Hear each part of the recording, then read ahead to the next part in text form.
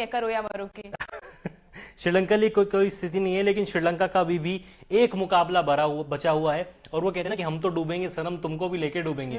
तो 8-9 तारीख को इनका मुकाबला न्यूजीलैंड से होने वाला है। जो काम बांग्लादेश ने श्रीलंका के साथ किया है, श्रीलंका अपना सम्मान बचाने के लिए, मान सम्मान बचाने के लिए न्यूजीलैंड के साथ वो जरूर कर सकता है, लेकिन टीम की परफॉर्मेंस इतनी खराब चल रही है। इंडिया के अगेंस्ट देखिए 55 पर ऑल आउट हो गए। आज देख लीजिए, कहने को 280 रनों का टारगेट बांग्लादेश को दिया, लेकिन गेंदबाज कहीं पे मैच में थे ही नहीं।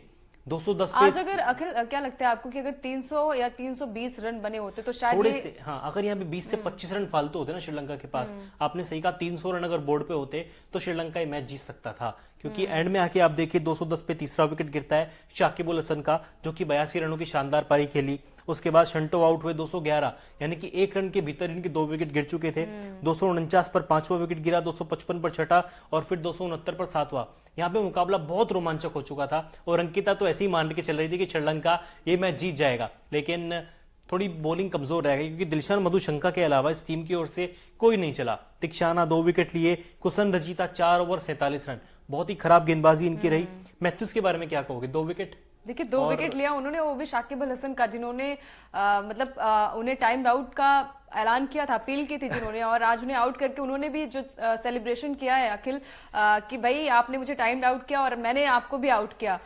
तो ये बदला जो था वहां पर देखने को मिला, और काफी ज्यादा वो एग्रेशन में भी थे। आपको देखा ही होगा आपने, जब वो मैदान पर आया और जब उन्हें बॉलिंग मिली तो वो चेहरे पे उनके वो साफ झलक रहा था कि भाई आउट करना है। वो खासकर शाकिब के ही इरादे से आए थे। स्टार्टिंग में विकेट मिली नहीं, विकेट मिल जाती है अखिल, लेकिन वो कैच आउट जो हुआ ना उनका, तो लग भी रहा था। लेकिन अंकिता, आपको नहीं लग रहा कि मतलब मैच देख के जब से श्रीलंका बॉलिंग करने आई थी, उनके दिमाग में बस यही था कि शाकिब से बदला लेना है? बिल्कुल, जीत हार अलग चीज है, लेकिन शाकिब को हराना है अलग है। क्योंकि आपने देखा होगा जब पहला स्पिल करने आया, उसकी तीसरी या चौथी बॉल में ही कैच आउट होते होते बचे शाकिब। श्रीलंका ने वो कैच छोड़ दिया, आसान सा कैच था शायद वो, और अगर वो मिड विकेट वाला कैच आज हो जाता तो शायद ये मैच का की सूरत थोड़ी अलग होती। बिल्कुल, और शायद ये मुकाबला श्रीलंका जीत भी जाती। असली बदला तभी होता क्योंकि सस्ते में आउट कर देते। हालांकि 82 रन बना के गए, तब तक बहुत हद तक बांग्लादेश को सिक्योर कर दिया था शाकिब उल हसन ने। मतलब मैथ्यूज के जो दिल में जो आग थी वो शायद बुझी होगी उसके बाद आउट करने के बाद सेलिब्रेशन भी था ना, ऐसे घड़ी की तरफ इशारा करके कि टाइम आउट के मतलब टाइम आउट का उन्होंने जो किया। लेकिन 146 सालों के क्रिकेट इतिहास में पहली बार ऐसा हुआ है जब कोई बल्लेबाज टाइम आउट के चलते पवेलियन लौटा है।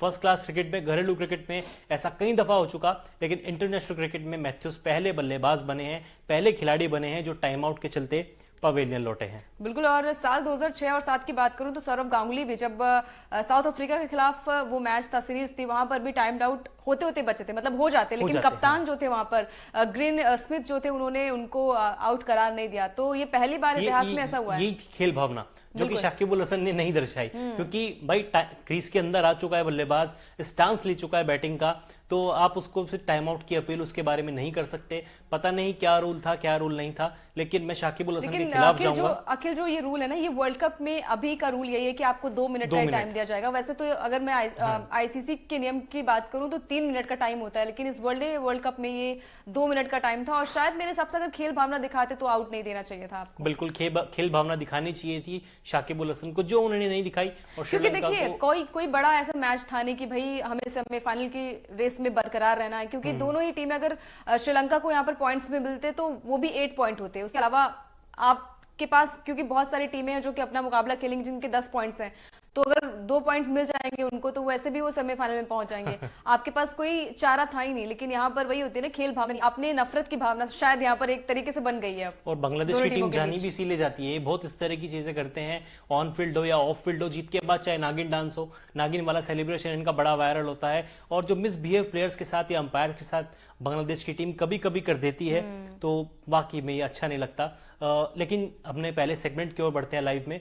जैसे ओकिनावा इफेक्ट कॉस्ट इफेक्टिव है, आपकी बचत का ख्याल रखती है, वैसे ही ओकिनावा इफेक्टिव प्लेयर के बारे में बात करते हैं। अंकिता, क्या लगता है कौन सा प्लेयर है जो ओकिनावा इफेक्टिव प्लेयर होगा आज?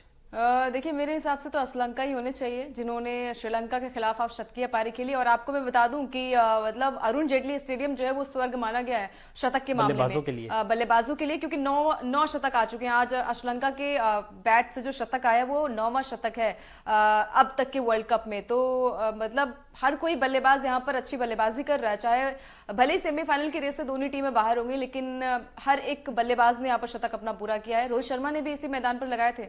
जी शतकीय हाँ, पारी खेली थी। अफगानिस्तान के खिलाफ उन्होंने शतकीय पारी खेली थी और अब से कुछ ही देर बाद आपकी स्क्रीन पर दिखाएंगे हम ओकिनावा इफेक्टिव प्लेयर। अंकिता का कहना है कि चरित असलंका हो सकते हैं, मुझे भी लग रहा है कि चरित असलंका वो इफेक्टिव प्लेयर होंगे। भले ही श्रीलंका मैच हारा है, लेकिन जिस तरीके की पारी आज खेलने दिखाई उन्होंने, बहुत ही शानदार पारी खेली चरित बिल्कुल, असलंका ने। बहुत ही शानदार पारी असलंका के बैट से देखने को मिली है। थोड़ा स्लो मैं कहूंगी कि इनिंग उनकी रही है, लेकिन फिर भी एक अच्छी पारी देखने को मिली। शायद अगर कुछ रन और यहाँ पर बटोर लेती श्रीलंकाई टीम, तो ये मुकाबला जो है आज, वो जो मंजर जो होता थोड़ा अलग होता, क्योंकि मतलब पहले एक मैथ्यूज, बार बता देते हैं दर्शकों को, हमारे 105 गेंद 108 रन आप अपनी स्क्रीन पर देख भी रहे होंगे। 6 चौके 5 छक्के, 102 का स्ट्राइक रेट था इनका। वनडे में इनका ये दूसरा शतक था। एक शतक पिछले साल आया था ऑस्ट्रेलिया के अगेंस्ट प्रेमदासा स्टेडियम में, और आज ये दूसरा शतक। पूरे वर्ल्ड कप इन्होंने स्ट्रगल किया, अच्छी बल्लेबाजी नहीं की, लेकिन आज आखिरकार इनका बल्ला बोला। बड़ा मैच था श्रीलंका के लिए, लेकिन बहुत देर हो गई इनका बल्ला बोलने में। बिल्कुल बहुत देर हो गई। और चलिए, अब तो दोनों ही टीमों के लिए बहुत देर हो चुकी थी। कोई ऐसी बात करने वाली चीज है नहीं यहाँ पर, कि बस यहाँ पर मेरे हिसाब से आज एक इतिहास रच गया कि मैथ्यूज जो है वो टाइम्ड आउट हुए। आज वर्ल्ड हिस्ट्री में इनका नाम लिखा जाएगा मैथ्यूज, क्योंकि अभी तक किसी बल्लेबाज के साथ ऐसा हुआ नहीं था टाइम्ड आउट, या फिर बल्लेबाज गेंदबाज जो भी कह लीजिए, किसी के साथ ऐसा हुआ नहीं था। लेकिन आज पहली बार हुआ है किसी ऐसे बल्लेबाज के खिलाफ की वो टाइम आउट हुए। और लेकिन देखिए, तो बदला पूरा कर लिया उन्होंने, ये बहुत बड़ी बात है। आज श्रीलंका इस चीज का जश्न जरूर मनाएगा। मैथ्यू साथ बड़े खुश होंगे, लेकिन जब ये इंसिडेंस हुआ मुझे समझ नहीं आया था, क्योंकि मैं अपनी सीट पर आके बैठा था। अंकिता ऑलरेडी काम कर रही थी, टाइपिंग में व्यस्त थी। मैंने पूछा ये कैसे आउट हुआ, अंकिता बोली कि शायद एलपीडब्ल्यू या कुछ हुए होंगे। तो कुछ समझ में ही नहीं आया, क्योंकि बहसबाजी होने लगी मैथ्यूज की अंपायर के साथ, शाकिब अल हसन के साथ। उसके बाद पता चला कि मामला है क्या, मामला टाइम आउट का है। तो ऐसा रेयर इंसिडेंट्स मैंने तो भाई पहली दफा देखा है क्रिकेट में। आप भी बताइए कमेंट कर आपको कैसा लगा, आपकी मैथ्यूज के विकेट पर क्या राय है, क्या वो टाइम आउट थे या नहीं थे? क्योंकि सोशल मीडिया पे शेम ऑन शाकिब ट्रेंड हो रहा है, और मैथ्यूज के फेवर में देखिए गौतम गंभीर ने भी बात कही है कि भाई ये सही नहीं था। बोला, वो तो बोले, सीधा बोले कि दिल्ली में बहुत पैथेटिक चीज हमको देखने को मिली है। तो मतलब मैथ्यूज के लिए थोड़ा बुरा इसलिए भी लग रहा है ना कि वो क्रीज पर थे, मौजूद थे, पर थे, बंदा स्टांस ले चुका है, मिडिल स्टंप पे वो गार्ड कर चुके थे। उसके बाद वो हेलमेट लगाते हैं, तब उनके हेलमेट की स्ट्रिप टूट जाती है, तब वो जाके ड्रेसिंग रूम की ओर इशारा करते हैं कि मेरे को दूसरा हेलमेट चाहिए। इतने में शाकिब अपील कर देते हैं कि ये मतलब टाइम आउट की। तब तो अंपायर को लगता है कि मजाक में शायद ये अपील हुई है। अंपायर 2 बार शाकिब अल हसन से पूछते हैं कि क्या आप सच में अपील कर रहे हैं या फिर आप मस्ती मजाक कर रहे हैं, लेकिन शाकिब का कहना था वो सच में अपील कर रहे हैं। और उसके बाद तो देख लीजिए टाइम आउट हुए एंजुले मैथ्यूज। खैर, अब थोड़ा आगे बढ़ते हैं हमारे सेगमेंट में। जैसे आज के मैच में कई सारे कलरफुल मोमेंट और कुछ तीखी बहस भी देखने को मिली, तो हमारा अगला सेगमेंट है ओकिनावा कलरफुल मोमेंट का। इस मैच में कई सारे ऐसे पल आए जिन्होंने चेहरे पर फैंस के मुस्कान भी खेरी और अच्छा भी लगा, निराश भी किया। बिल्कुल, मेरे हिसाब से तो निराश भी किया, क्योंकि मैथ्यूज का जो विकेट था वो थोड़ा सा निराशा लगा मुझे। ये था कि भाई, जब आपको पता है अखिल की मैच को कोई भी टीम नहीं अगर जीतती भी है तो किसी को फायदा नहीं होता, तो यहाँ पर आपको टाइम आउट लेने का मतलब ही नहीं था। मतलब खेल भावना अगर आपको दिखानी थी तो शायद ये चीजें नहीं कर सकते हैं आप। और जिस तरीके से ओकिनावा की स्कूटी जो है हर कलर में आती है आपको, मतलब ब्लू, रेड, येलो, बहुत सारे कलर में आती है। तो यहाँ पर कलरफुल मोमेंट भी जो है वो आपके स्क्रीन पर देखने को मिल रहा होगा, जहाँ पर टॉस देखिए, टॉस के टाइम पे दोनों ही चेहरे जो थे कप्तानों के, चाहे कुशल मेंडिस हो, शाकिब अल हसन हो, दोनों बड़ा खुश थे। ये मुझे बड़ी अच्छी तस्वीर लगी, क्योंकि दोनों टीमें बाहर हो चुकी थी, उसके बाद भी पूरे जज्बे के साथ ये मुकाबला खेला। तो ये वाकई में मुझे तो बड़ा अच्छा लगा ये मोमेंट। उसके बाद अगर आप देखें, ये वो पल है जब एंजुले मैथ्यूज बात कर रहे थे अंपायर से कि मुझको आउट क्यों दिया गया। ये वाकई में आज का सबसे बड़ा चर्चा का विषय बना हुआ है। बिल्कुल, और देखिए आउट करार दिया गया था, लेकिन उसके बाद भी वो निराश भी हुए, और फैंस भी काफी ज्यादा निराश हुए होंगे जरूर, क्योंकि सोशल मीडिया और ट्विटर पे जो ट्रेंड हो रहा है वो भी हम देख सकते हैं। उसकी वजह से हम देख सकते हैं कि किस तरीके से ये मुकाबला रहा होगा। और सब यही चाह रहे थे कि भाई खेल भावना को दिखाते हुए आप आउट नहीं करार दिया जाना चाहिए था। शाकिब ने जो फैसला किया शायद वो गलत था, क्योंकि न्यूजीलैंड सीरीज में हमने देखा था कि मॉकडिंग के केस में उन्होंने नहीं दिया था, और जो वहां के कैप्टन थे, तो थोड़ा सा मुझे लगता है कि शायद यहाँ पर खेल भावना दिखानी चाहिए। और क्योंकि कोई ऐसा बड़ा मैच नहीं था कि आप अगर जीत जाते तो सेमीफाइनल में पहुंच जाते या फिर चांसेस बनते आपके। इस वर्ल्ड कप का सबसे बड़ा मुद्दा बन चुका है। और अभी तो बात और बढ़ेगी इस पर और मुद्दा होगा, क्योंकि जब आउट होने के बाद पवेलियन लौटे थे मैथ्यूस, उन्होंने भी अपना जोर से हेलमेट जो है वो मैदान के बाहर पटका था, शायद आईसीसी भी इस पर एक्शन ले, और तरह तरह की भी तो चीजें होंगी और भी क्रिकेट एक्सपर्ट्स अपनी राय रखेंगे।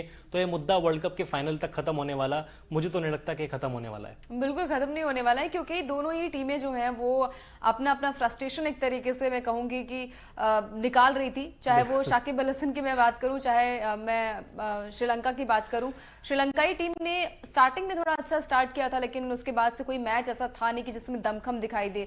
हमने देखा था कि बहुत बड़ी टीम मानी जाती थी, ऐसी मैं कहूं उम्मीद तो। नहीं थी कि मतलब ये इतना एक तरफा खेलेंगे कि सेमीफाइनल में ही नहीं पहुंच पाएंगे, 5-6 में भी नहीं रहेंगे। टीम 8वें नंबर पर है अंकिता, बिल्कुल ये वाकई में बहुत शर्म की बात है। और आप मुझे बता भी रहे थे कि इनके बोर्ड को बर्खास्त किया गया है क्योंकि खराब परफॉर्मेंस श्रीलंका ने किया भारत के खिलाफ। मतलब 55 पे आउट आप होता है? ऑल आउट हो जाते हो, वो भी ओडीआई फॉर्मेट में। मतलब इट्स लाइक कि आपके क्लब टीम से भी आप बदतर खेल रहे हैं। बिल्कुल, क्लब टीम से भी आप बदतर खेल रहे हैं, और वर्ल्ड कप जैसी बड़े टूर्नामेंट में आप खेल रहे हो, तो उम्मीद तो यही होगी ना कि एक अच्छी शुरुआत के साथ एक अच्छी पारी भी खेले। बिल्कुल। हर एक मैच में हम कहते हैं कि चलिए ठीक है, हर एक मैच आप नहीं जीत सकते, लेकिन टक्कर का तो हो सकता है ना। मतलब 55 में आप ऑल आउट हो जाते हो, और बहुत सारी चीजें आपके फेवर में, क्योंकि हमने देखा है कि आपकी गेंदबाजी बहुत अच्छी है। अगर मैं बात करूं श्रीलंकाई टीम की, तो स्पिनर्स के मामले में उनकी गिनती होती है, लेकिन जिस तरीके से प्रदर्शन करती हुई आई थी श्रीलंकाई टीम, उम्मीद नहीं थी कि इस तरीके से प्रदर्शन देखने को मिलेगा। बिल्कुल, वरेंद्र सरंगा की कमी टीम में साफ खली है। तिक्षाना अकेले पड़ गए,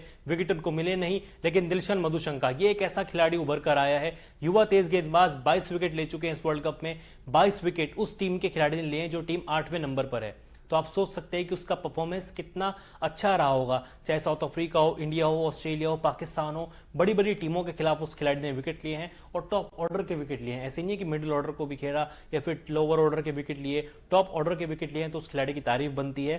खैर, हम आगे बढ़ते हैं हमारे लाइव सेगमेंट में, अगले सेगमेंट की ओर। जैसे प्रिंगल अपनों का ख्याल रखता है, वैसे ही Pringle player of the match की तरफ हम बढ़ते हैं। आपको क्या लगता है कौन होने वाला है? देखिए, मेरे हिसाब से बांग्लादेश के गेंदबाज तंजीद, मुझे भी ऐसा ही लगता है, क्योंकि उन्होंने गेंदबाजी बहुत अच्छी की। मैच में शंतो की पारी आई, शतक नहीं बना सके, लेकिन कमाल की पारी थी। शाकिब उल हसन की कमाल की पारी थी, 82 रनों की पारी उन्होंने खेली, पहली 50 थी शाकिब उल हसन की इस वर्ल्ड कप में। लेकिन जो मुझे लगता है कि शायद तंजीद हसन शाकिब होने चाहिए, उन्होंने अच्छी गेंदबाजी की, 3 विकेट लिए। बाकी कुछ ही सेकंड्स में आपकी स्क्रीन पर हमारे Pringle player of the match होंगे, वो पता चल जाएगा कि कौन जीतने में सफल रहा। बिल्कुल, देखिए यहाँ पर बल्लेबाजी भी अच्छी हुई और गेंदबाजी भी कमाल की देखने को मिली है टीम से, बांग्लादेश की टीम से। लेकिन मैं बार बार वही कहूंगी ना कि ये गेंदबाजी